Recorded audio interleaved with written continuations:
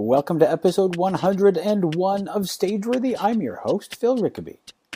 Stageworthy features conversations with Canadian theatre makers, with conversations with artists of all stripes, from actor to director to playwright and more. You can find Stageworthy on Facebook, Instagram, and Twitter at StageworthyPod, and you can find the website at stageworthypodcast.com. This week, my guest is Jacquie P.A. Thomas. Jacquie is the artistic director of Theatre Gargantua, which celebrates 25 years of making theatre this year. Their 25th anniversary production, Reflector, is on now until November 18th at Theatre Passe Muraille in Toronto.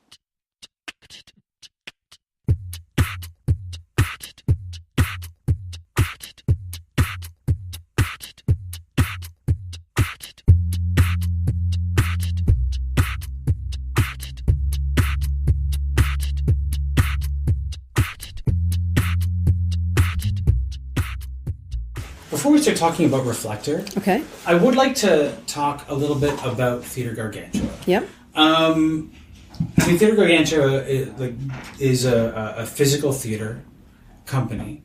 And how long has Theatre Gargantua been around? I started it 25 years ago. 25 years ago? Yeah. Wow, okay. Mm-hmm. And what was it that drew you to, why did you feel the need to start the company? Well, I spent about 3 years outside of Canada working with a bunch of different theatre practitioners in different parts of the world. And some of those experiences were quite intense. I spent about maybe a year and a half working in Poland, and at that time, Poland had just become, the wall had just fallen, the Berlin Wall had just fallen. And the particular group that I was working with was a very well-known group in Europe. They're a Polish theatre company called Gardzienice, and they worked in this small village in sort of Poland, a place just outside of Lublin, and the village was actually called Gardzienice, the same name as the company. And I spent quite an intense period of time working with this company and developing. I would say actually the whole time I was outside of Canada and working with these different theatre practitioners and gathering different sort of methodologies, I was kind of inventing sort of a hybrid in my mind of these things of what I loved. And when I came back to Canada, I thought, I really want to create something that's different here, and I really want to use the experiences that I had. And for me, the vehicle for that was to create a company and find a group of artists that were interested in exploring creation in the way that I had sort of in those different methods that I had gathered on my journeys. So that's sort of what I did. When I came back, I started a company, and I invited a bunch of artists to work with me. Some of those artists have remained, like some of the original artists are here from all those years ago. And, of course, over the past 25 years, so many different people have come through the company in terms of creators that, those things changed. Your methodology changed a little bit and grows, and the artists grow. What is the methodology of creating a show for Theatre Gargantua? So for us, we a lot of it's kind of based on what I call a creative cycle. So for us, it takes 2 years from start to finish, and this has been it's very, I would say that it's quite common today to have a theater work that is built over a longer period of time. Yeah. The standard sort of 3-week rehearsal period, 2 weeks of performances is I would say not practiced as much as it was 25 years ago. But certainly in English Canada, that was sort of the norm. You created a work, rehearsed it for a few weeks, and then you had it up for a few weeks, and then you shelved it. But a lot of my experience in Europe and Eastern Europe, and with the companies that I was working with in North America, they were kind of built on that tradition, of ensemble tradition, where you sort of create something over a longer period of time. Right. And so, and certainly that was the case with the company that I worked with in Poland. And I tried to figure out how can we do that in North America and pay North American wages and sustain a company over that length of time. And I thought the solution to that would be, just breaking it down into different phases. Right. So from the onset, I thought, okay, a spring phase, sort of get the ideas out, something happening in the summertime, sort of a smaller phase to sort of check in on the work, and then in the fall of the first year would be sort of the presentation of all of the elements together, the design with the music, with the text, with like the first version of everything. And then in year 2, we would basically have the same amount of time, but we would be more focused with our with each of those phases. And it would really be individualized depending on what the production need. Maybe the spring of the second year, maybe it was just focusing on the text, or maybe it was just focusing on the music, or generally our summer phase has become a design phase over the last few years. And then we premiere it in the fall of the second year, and then once we premiere it, we start to tour it while we're developing a new one at home. So that's sort of the cycle of the company. Do you know what the show is about when you start? We have an idea of what it's about, but sometimes what it's about reveals itself as we're creating it. Yeah. And sometimes you start with something and something else comes up that is more urgent and more pressing. And that's actually what happened with this show. Okay. This show was actually supposed to be something completely different. This cycle of work was supposed to be something completely different. Yeah. And then I was in my car driving, and the news of this little boy, this little Turkish boy, who had washed up on the shoreline of not Turkish, Syrian boy who had washed up on the shoreline in Turkey, and then just seeing that image, and it struck me so profoundly that for weeks afterwards I just couldn't get it out of my head, and then all the other things that followed, like my daughters both attended Dewson Street Public School, and they were one of the first schools to challenge other schools to sponsor Syrian families. Right. It affected our election. It was, that war had been going on for so many years. Yeah. Hundreds of thousands of people died. Millions of people were displaced, but that one photograph seemed to galvanize the world in a way that nothing had before then. Yeah.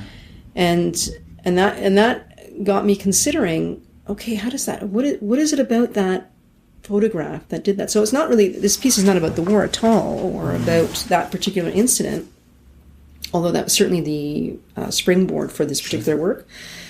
But it was about the idea of an image, and how an image has that ability to make positive change, or ability to awaken something. And we have them. We even have them that actually predate the internet. Now it's so different because everything is so instant. We have so many millions of amateur photographers snapping pictures all the time and sharing them all the time. Yeah. But something like Napalm Girl. That predates the internet, but we all know that photograph, right? And so there is something really specific about images, particularly images that are taken by war photographers, right? That hit us in a profound way sometimes. Yeah. It's interesting because images, I think, because it's so easy to take them now, they mean a little less. We take so many pictures during the day. Yep. That were our throwaway. Whereas at one time you had to worry about how much film do I have in my camera. That's true, yeah. How much is it going to cost to develop this picture? And now we're able to just take as many pictures as we need. That's right. And throw them away almost. But there are, and that's, I guess that's my point. Like, what in this world of like billions of images, like continuous, non-stop, shutter capture. What is it about those photos that actually stand out in our minds? What is it about those that kind of freeze that time forever for us? I remember exactly where I was when the shuttle exploded. Yeah. It's just like exactly. Yeah. And it was that image that I just couldn't get out of my mind. And it recalls everything about it, you know? So there's just certain ones that just don't leave us. No, and it's curious, and it's like, what is it like? What is that? It's almost like the afterburn, that the permanent afterburn that we have in our brains, you know. And that was sort of the starting point for this production. And my next question might be a little bit hard to answer. How do you explore that in a process like yours? Well, I think a process like ours is ideal for doing that, because, you know, there's one thing you cannot substitute, and it's time. There's just absolutely no substitution for that, right? Sure. It's not only for allowing the artist to kind of time to sort of get their ideas into draft form, whatever that is, if you're a musician or if you're a choreographer or if you're a designer, actually creating prototypes, and then allowing them to experiment with those ideas, and then allowing them to develop those ideas and develop them so that they are woven in a really intricate way with the other elements in the piece. And you know, for us, how we develop the storyline of that is that we started to think about, or the writer started to think about how, you know, how we process images, and that sort of led him to read a bunch of material on that.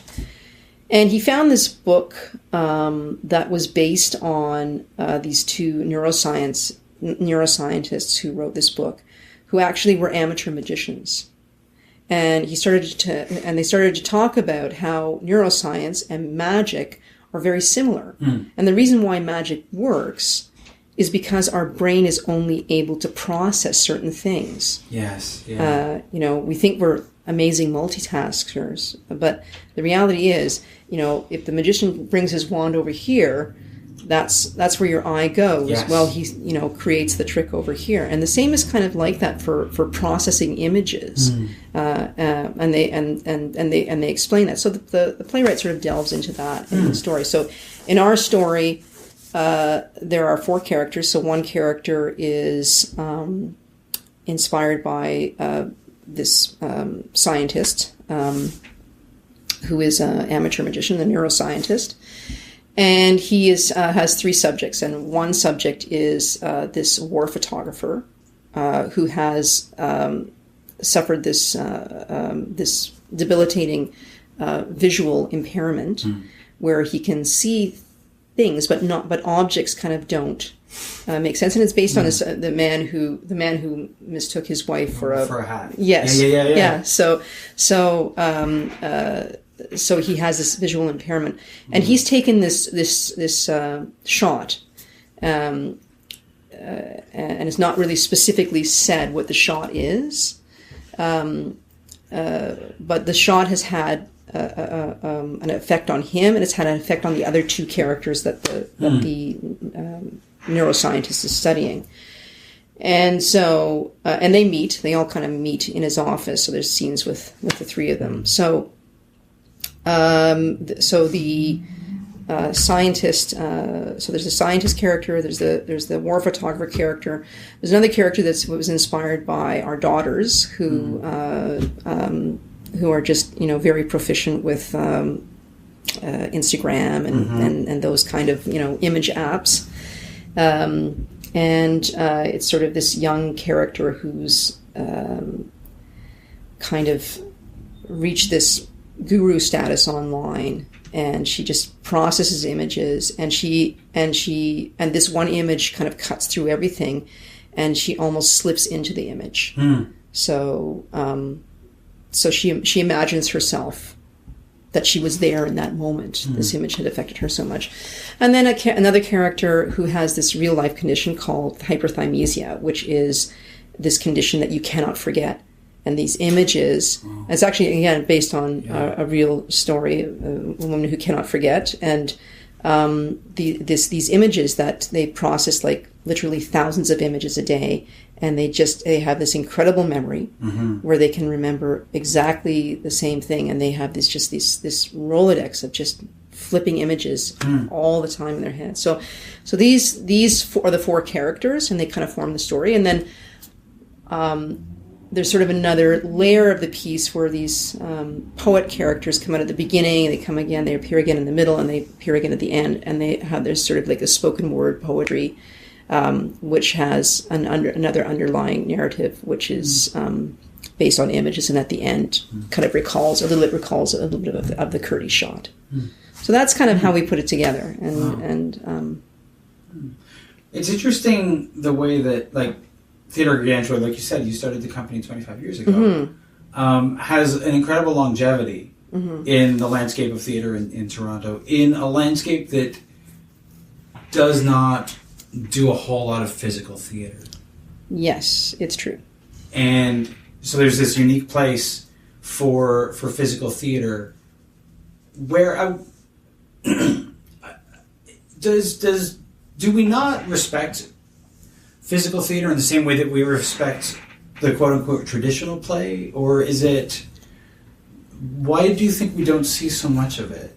I don't know. I mean, I think artists and... I mean, I think there's a lot more... In contemporary performance, there's a lot more movement now.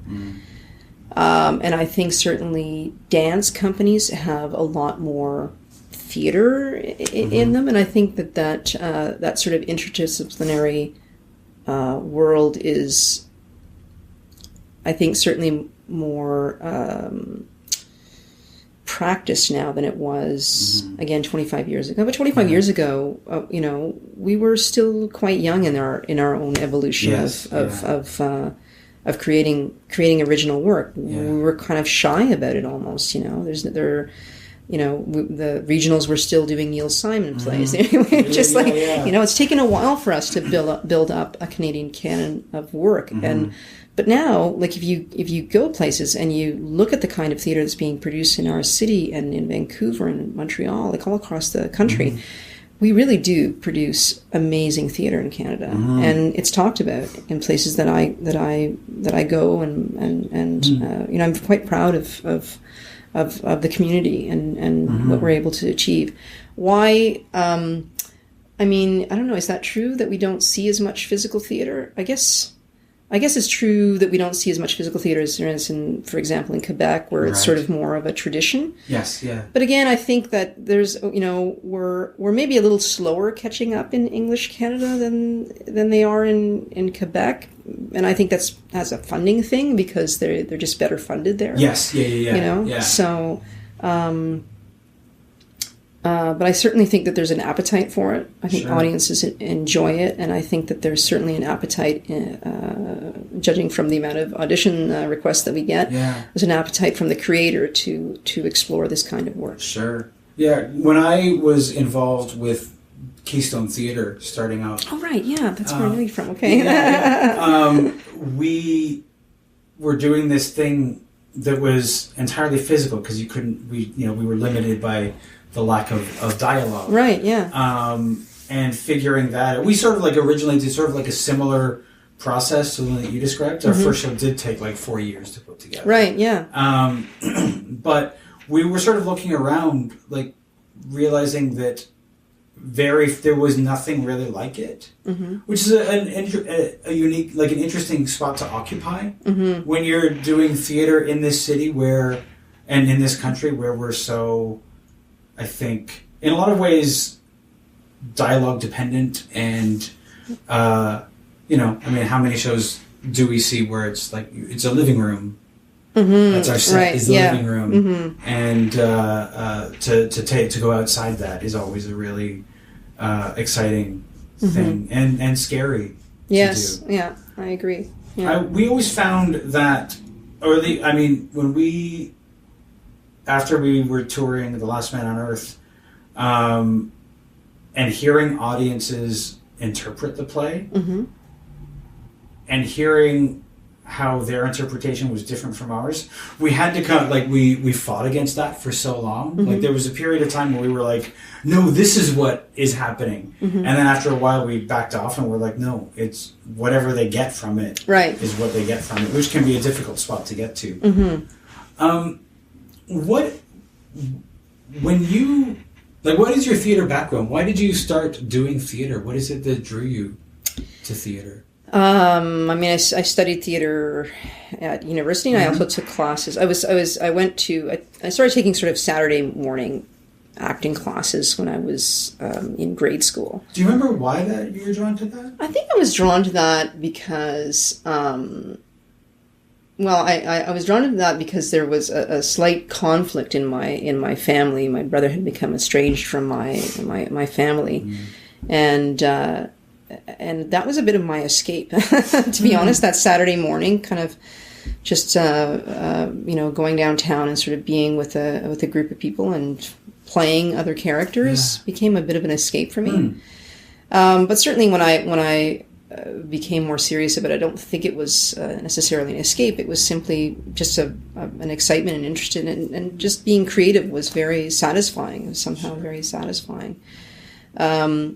And then, so I went to Performing Arts High School, and out of that high school, I auditioned for the program at York, and that's where I trained. And while I was there, one of the professors, I was asking about all of these people that we're learning about in our theater history class, and he was showing me some documentation of their work.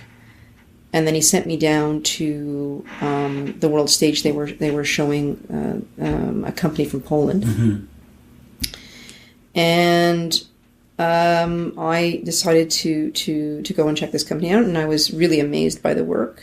And I started thinking about, wow, would it be so amazing, actually, to be a fly on the wall of these creators that I'm reading about? Wouldn't it be great to just sort of see how they make their work? Yeah.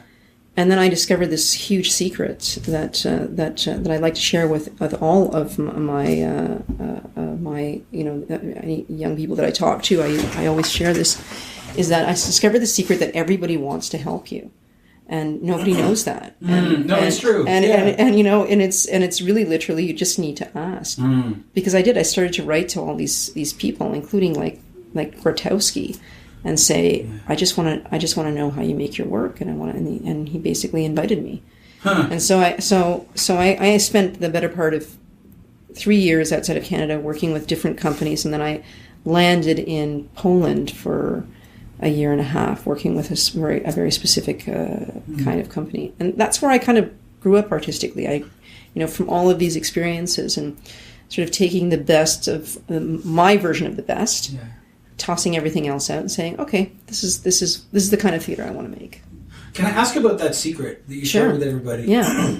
Before you learned it, did you learn that on your own? Did somebody tell you, or was that? No, I learned that on my own. I just thought, well, I won't hurt to ask. I'll just ask. I'll just say, this is what I want to do. I want to come and see how you make your work. I'm really interested. I'm willing to just be quiet in the back of the room and just quietly observe. If you want someone as a research assistant, or if you want someone to get coffee, I'm happy with that too. And I never got to know. Because I think a lot of people, probably why it's important that you share this secret with people is not knowing that you can actually do that. That you can ask people for help. Yeah. You know what it is? Because everyone started where you're starting. Do you know what I mean? If you're a young person, they've all started there. Yeah.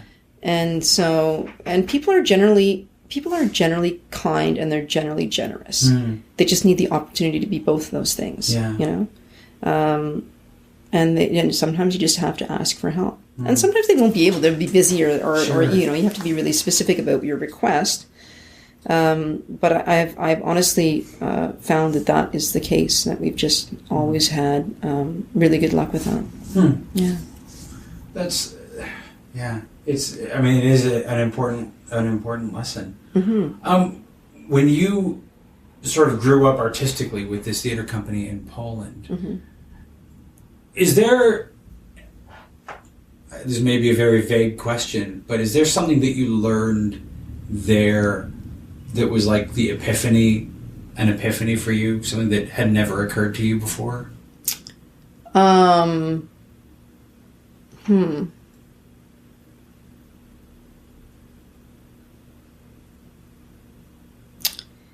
I say I learned a lot of things I learned as much of what to do as what not to do when I was there. And some of those things of what to do just involved a real specific work ethic, and always kind of understanding that it's not finished. Nothing is ever finished, unless of course you never want to perform it again. But it is finished, right? But the idea of searching and the idea of pushing your collaborators to and providing them with tools. It's not just a matter of sort of pushing them to and challenging them, but allowing them to challenge you and to make you a better artist. So those are things that I kind of took away from that. And just I guess developing a discipline and also a sincere appetite for exploring, how can we make this better? That's where it's at. It's pretty good now. How can we make that better? Yeah. What do we need to change to make that better?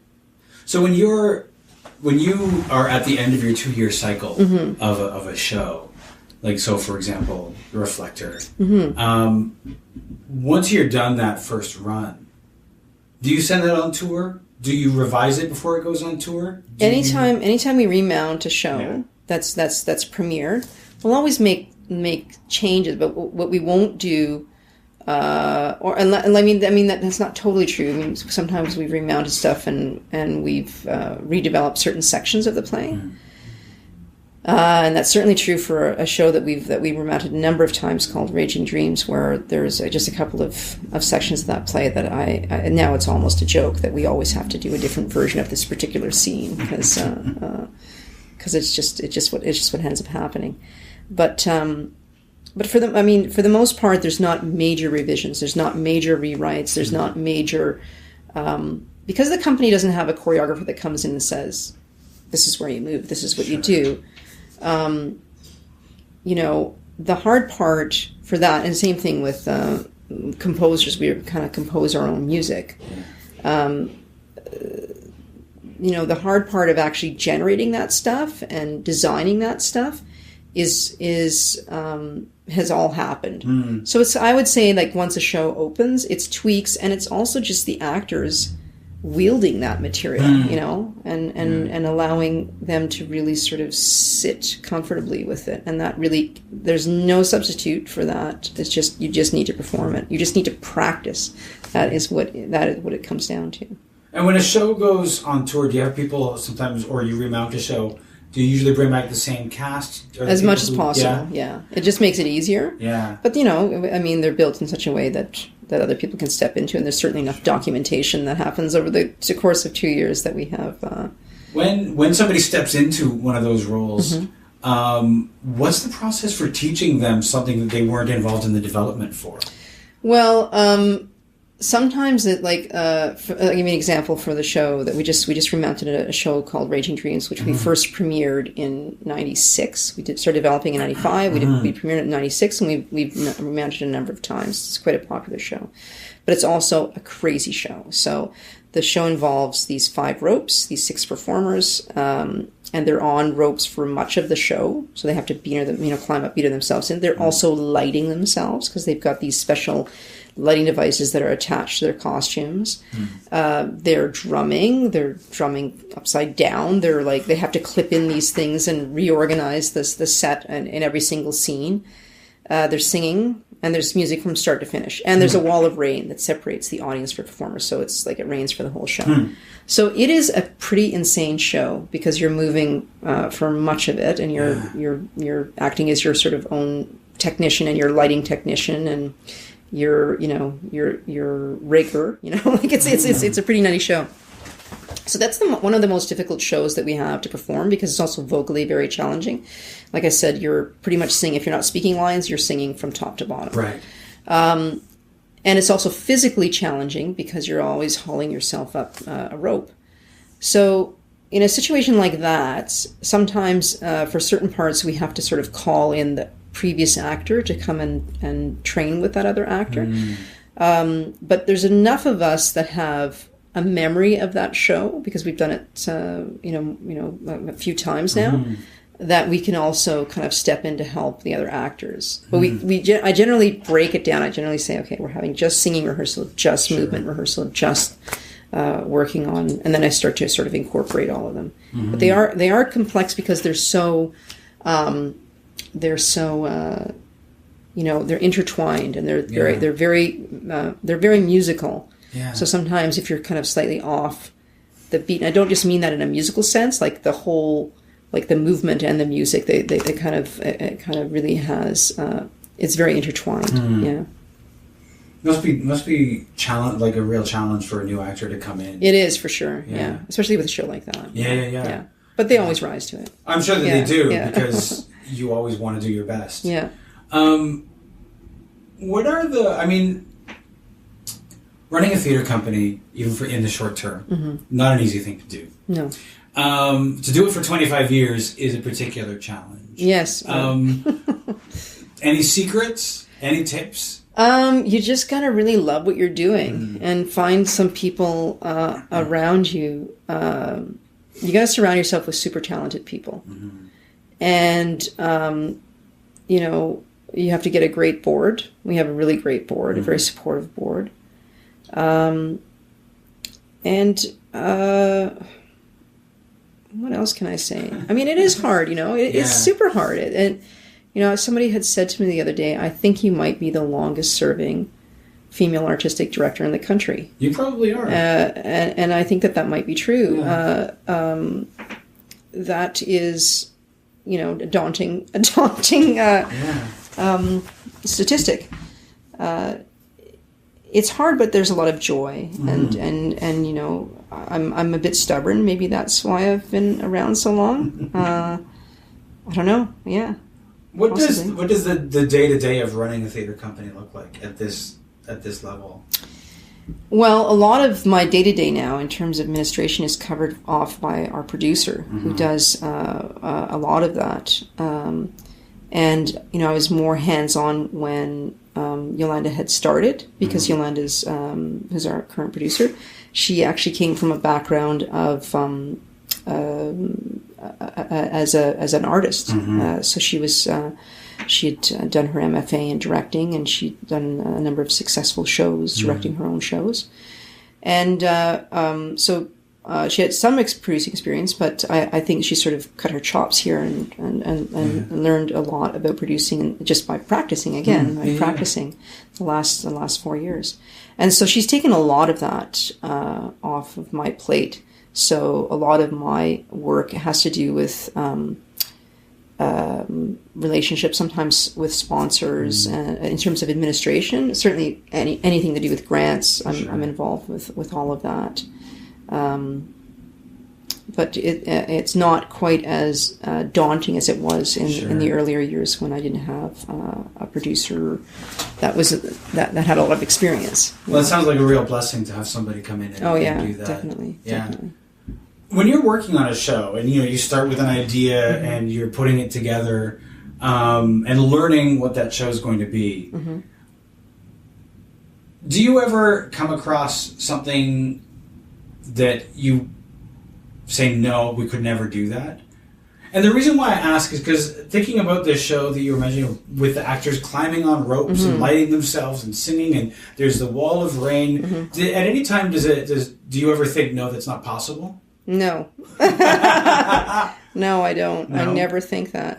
I always know that they're going to find a solution. And I do ask for crazy things. Like, I ask a lot of my performers. I always ask for a bunch of crazy things, but they always make it work. And I think that that's part of the magic of theater, is to kind of allow the audience to go, oh, that is, how are they doing that? Or that's, something that's unrepeatable, or that's what makes it, but again, you can't just do that with a 2-week rehearsal period. No. You just have to have more time to kind of integrate stuff like that. Like when you're talking to a group of actors and you're okay, so for this show, you're going to be climbing ropes. Did they know that when they came in?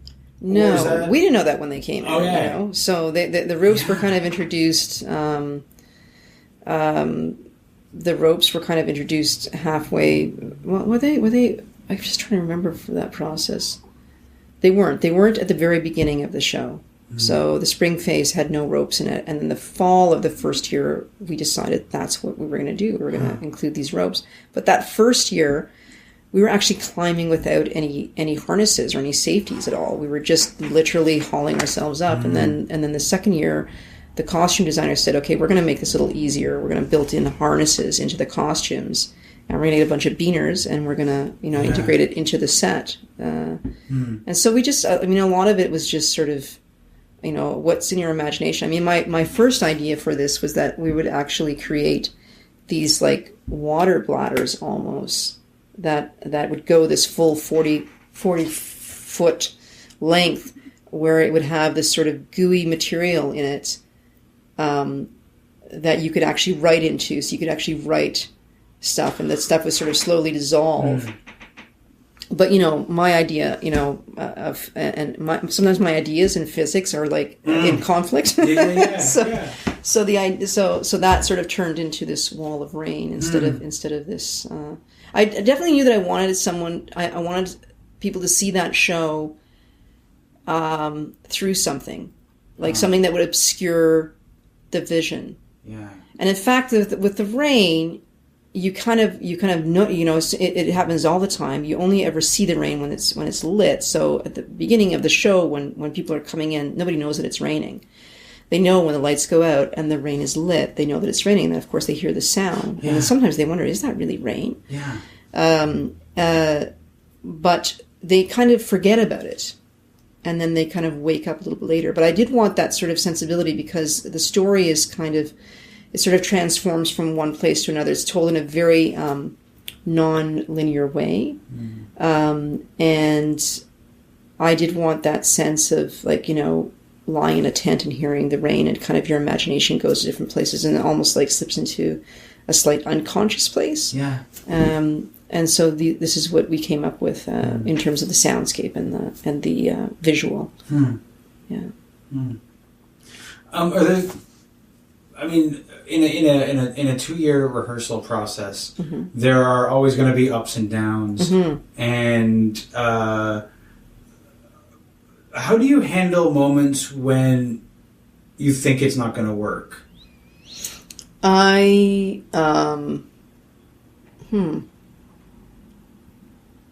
I think it's not going to work, I gather my team and I say, "Okay, this isn't working. What do we change? What do we need to change to make this work?" And we usually come up with solutions to make it better. And some things that we can't solve, we'll solve in a later phase. Right. Like some things are just too big to solve, and some things involve like just there's no way around it, money, right? So we need a certain piece of equipment that we can't afford, or we can't find, or it hasn't been invented yet. Right. You know what I mean? So we just have to kind of pause the idea and find a workaround. We're like, I've always said this. I think theater artists in general are just fantastic MacGyvers. They'll always find a way to kind of, even with very small budgets, to make ideas work. That's one of the things that I always love about theater, is that there are constraints. And you have to find a way to work within those constraints. Yes. And sometimes really magical things can happen out of really simple things. Very simple things, that's right. Yeah. Just because we had to make it happen somehow. Right. Yeah. When you're at that point where you're gathering your team, have you tried several times, or are you starting to get a sense early on that it's just not going to work? I'll give you an example. Okay. We were trying to. There was a show that we were doing called Imprints, and we had in the summer, as I was saying, we sort of converted the summer phases into design phases of an experiment. We were trying to get the sense of. It was all about the idea of genetic memory, and the idea of is it just your hair color and your eye color that's passed down from generation to generation? Or in your DNA, deep within there, is there actually memory? Memory of things that had happened in the past. So in this story, this character kind of has a medical procedure, and she sort of slips into this sort of, Alice in Wonderland, down the rabbit hole kind of place. And she basically goes into her genetic memory, and she meets all of her some of these ancestors that she had. And so it had a lot of this play, had a lot of ghosts in it. We had to try and find a way of experimenting with that. So one of the things we decided we would do is we wanted the idea of projection surfaces, and we would dump. Oh my God, we dumped so much stuff from the ceiling of the theater center. Different types of grains and sand we knew was too heavy, and it would, you know what I mean? So like trying to find the right thing that it could rain this image for a while this sand or whatever poured from the ceiling, and then it would go away. So this sort of image would appear and disappear. Cream Week, by the way, is the greatest projection service in the world. Yeah, nobody knows this, but it's true. And one of the experiments that we thought would be really great is the idea of smoke, dried ice, and how do we project these ghosts on this dried ice, so you could actually wave your hand through it and they would be gone, and then all of a sudden they were there, or like pour them out of a bucket. And we tried everything. We were trying to figure out what the heck, how does this go? And then all of a sudden, towards the end of the session, where we were just about to throw in the towel, I walked in behind the projection and went, "Oh my God, guys, come on this side!" And it was literally, we just needed to go. It needed to be a rear projection, otherwise it wasn't going to work. So just simple things like that. You just keep pushing and pushing, and sometimes you get lucky. Yeah. We just got lucky because I took a walk. We were about to throw the towel in, for that. I think that you were saying that you're stubborn, so you tried. I am stubborn. A lot. Yeah. It sounds like you have to be stubborn to make this stuff work sometimes. Sometimes, yeah. So Reflector, we've talked a little bit about the inspiration behind Reflector, and this is the end of the 2-year. That's right. This is the end. So this is the culmination of all of this. Is there anything that you can tell me about what the show looks like? It is beautiful. I think this is one of my favorite shows, I have to say. 25 years, we created quite a few shows, and I think this one might be my favorite. It is, the set is created from these large scale projection screens that move. And so the space is cut in sort of different ways for different scenes, and there are these beautiful projections that Laird MacDonald has created for the show. Sorry, but the question was how it looks, or what does it look like? What does it look like? Yeah. So it looks. I think it looks really beautiful. I think the designers have done a great job. And it sounds really good. Like Thomas Ryder Payne is our sound designer, and Melanie is our costume designer, and she's done a wonderful job with the costumes. And I'm just trying to think of who else. Those are the designers, set designers by Michael Spence and Laird MacDonald. So, as I said, they've created these screens that are kind of movable, and they sort of sculpt the space in different ways. And then then they also provide a canvas for Laird to sort of create stuff on. Yeah. Is it like live projection mapping, or is it just no? No, there's none of that. No. I think that projection is an underused medium because it can be used in some very clever ways. Yeah, I agree. But that I think that a lot of people get sort of frightened by the idea of it not being there in air quotes. Something is not there. Oh, right, yeah. Well, I mean, for me, projection is, or using any kind of film or video in your work, I mean, we've been using it. It's become a staple in our work since 2000, which when we first started experimenting with it. And really, it's just another partner. It's just like, you know, as the set is or the music is, it's just another tool for us to kind of help the narrative along, you know. It's expensive. I would say that it's, you know, you need way more tech time than you normally would because of it. But for me, it's a good partner. It's a good partner in the work. You know, I like work to look rich, and I think projection helps with that.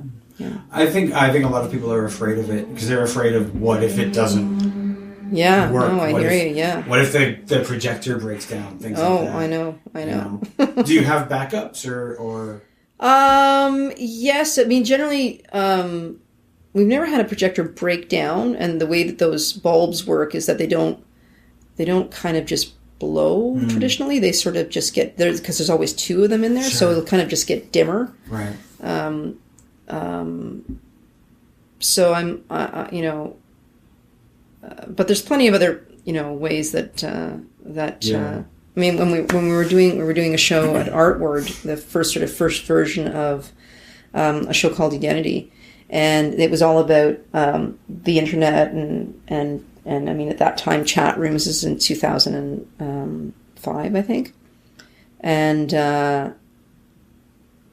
you know, we had hired these two programmers, media artists who weren't necessarily theater media artists; they were just media artists, and that was definitely a clash of culture because, you know, for them, programming is sort of like, it's a fluid thing, right? So it's, you know, there's no such thing as opening night for them. Sure. But there is in the theater, right? So getting the bugs out, like I remember even the first like week or so of like doing that, there, you know, the computer would always crash in a specific place and it would always be nerve wracking. Like we actually had a version 2 of a particular scene in case the computer didn't boot up at a certain time. So, but we haven't really had a situation like that since then. Yeah, we had when Keystone did the Belle of Winnipeg, we had this terror of the beach ball on the Mac that the Mac we were using would and it happened in a couple of our tech rehearsals, and so we were like, what happens if that happens in the show? Yeah. One night our I think. Things did go badly, and we had to run out and get like new cables and things. During intermission, so it was a long intermission. Somebody was running over to Best Buy. Right. It was like just like this nerve-wracking experience every time we got to a video element. Yeah. And that may just be that, you know, when we were doing it, you know, it's caught up. It's gotten so much better now. Like even literally, like every year, it just gets better. You know, we just have better equipment to work with, and we can do more things. But when we were originally working with that stuff, like, you know, I think we might be actually, somebody had researched this, and we might have been the first company ever to have an actor on stage like we used to have these. We had a tradition in Gargantua of having a different guest musician for every performance. Sure. And when we did it again, I thought, wouldn't it be fun if we had a different guest actress every night? So there was a specific part that was written for a guest actress, and we had actresses from like all over the place, like in Australia and England, you know, India, whatever, you know, like different. And the stage manager would be behind stage, and it was basically this particular scene was a story about this guy who was chatting up this girl in this chat room, and he said, you know, he convinced her to find a webcam, and this is the first time they'd ever actually seen each other. Sure. So the stage manager would be behind the thing. She would make sure the actress was online wherever she was, happened to be in the world at that time, and she would say, "You're on in 5," and go, and then the webcam would come up, and that would be the actress performing in Toronto, but she would be in, you know, wherever she was, Dubai or whatever. And that was nerve-wracking because that was really, you know, this is in, you know, 17 years ago when, you know, those cameras were, you know, they weren't built into your computer. They were still sort of sitting on top of your computer, you know, and all sorts of... There was all kinds of things that could go wrong with them. And people's internet connections. That's right. That was still... I don't know. I can't remember if it was still dial-up. I'm sure it wasn't dial-up at that time, but it was just, you know, it was the, you know, this was pre-YouTube, you know. Yeah. So.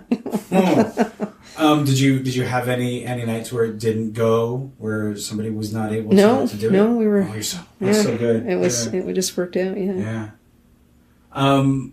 Are you in your rehearsals for Reflector now? Yes, we're in tech time right now. So we're in the theater, and we have one. Let's see, what is now? It's almost, what is it today? Thursday, so Friday. So we have another week and a bit before we start performances. We start some previews. Do you? I mean, your tech time. How long on average is your tech? Usually we have 2 weeks and a bit in the theater, just because it's complicated with all of the elements, and we need that time to solidify. And I also, that's one thing that I try to be really that I try to provide for my designers. Often in production, we'll sort of say, you got 2 days to load in. Yeah. And you got to get your show up, and we're opening on, Thursday. And that, to me, a designer can't really design, or, I mean, they can, I suppose, but everything's imaginary until you actually get in there. Yeah. And so for us, it's a way of me honoring that area of the company, to actually providing them with tools that they can actually play, that they have time to actually, say, okay, what about this? Okay, what about that? Or let's try this, or, so we actually give them some time to think and to try things. They can make adjustments. Yeah. Which they couldn't do in like 2 days. It'd be really hard to do that in 2 days. You have to nail your idea. And sometimes and sometimes you're cautious by it. Sometimes you get in there and you go, oh, well, there's no time to change that. So that's what it's going to be, right? Wow. Yeah. Well, thank you so much for this has been a great conversation. Thank you so much for the interview. I appreciate it.